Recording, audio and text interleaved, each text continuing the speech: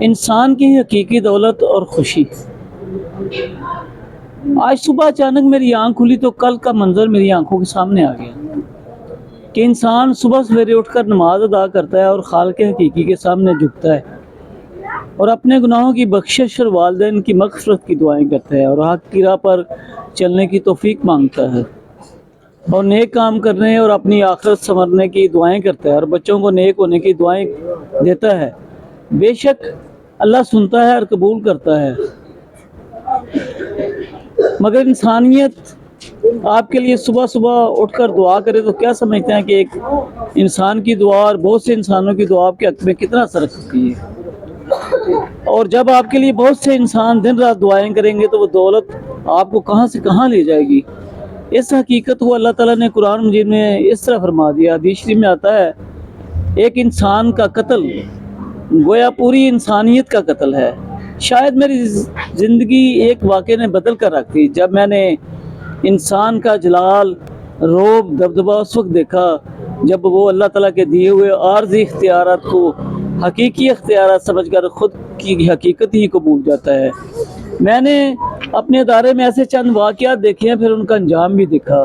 اور پھر ترازو میں تولا اور مشاہدہ کیا کہ پلڑا کس کا باری ہوتا ہے، کیونکہ معاف کرنے والی ذات تو اللہ کریم کی ہے۔ مگر میں حیران رہ گیا کہ چند دن کی عارضی زندگی کو گزارنے کے لیے انسان اپنی انا اور روب کو برقرار رکھنے کے لیے کس قدر خود غرض بن جاتا ہے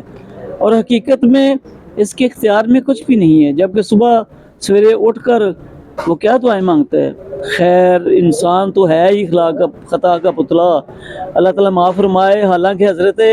انسان کو جزا و سزا دونوں کا علم بھی ہے۔ اللہ تعالیٰ ہدایت دے اور سب لوگوں کو ان سے سبق سیکھنے کی توفیق عطا فرمائے۔ انسان کو آخری وقت یاد رکھنا چاہیے جب اللہ تعالیٰ اور بندے کا تعلق بنتا ہے، یعنی جب وہ بستر مرگ پر ہوتا ہے تو حقیقت میں اللہ تعالیٰ اس کے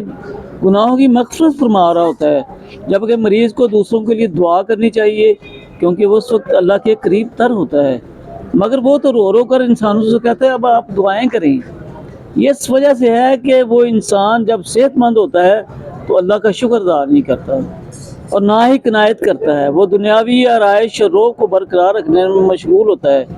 جو کہ حقیقت میں اللہ تعالیٰ کی صفت ہے، یہاں تک کہ اللہ تعالیٰ کی گرفت اسے آن لیتی ہے۔ تو انسان کو چاہیے کہ وہ انسان کی حق تلفی نہ کرے۔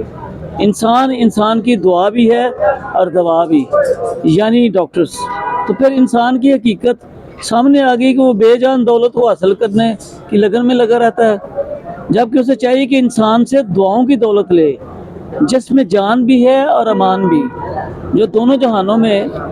کام آتی ہے، مگر انسان سے نیکی اور اس کی بے لوث مدد کا پتہ تو تب چلے گا جب جزا اور سزا کے دن ایک نیکی کے بدلے انسان سولی پر لٹک جائے گا جس کی بنیاد حقوق العباد ہوگی۔ اللہ تعالیٰ میں ہدایت اور قناعت نصیب فرمائے اور آسانی عطا فرمائے اور آسانیاں تقسیم کرنے کی توفیق عطا فرمائے۔ گناہوں کی عادت چھڑا میرے مولا، مجھے نیک انسان